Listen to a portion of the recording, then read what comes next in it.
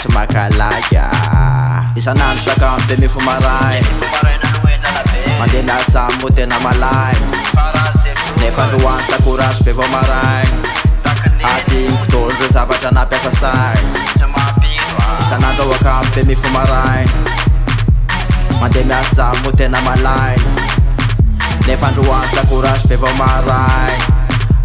Amizao akatoko ny Pâques zao a businessman fa ireto fandaharana destination malagasy fa miseninary satria faravolana nandroandro faravolana faravolana kadigny volana faravolana nandroandro faravolana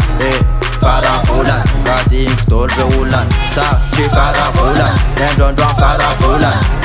faravolana kadigny tôlo olana faravolana nandroandro faravolana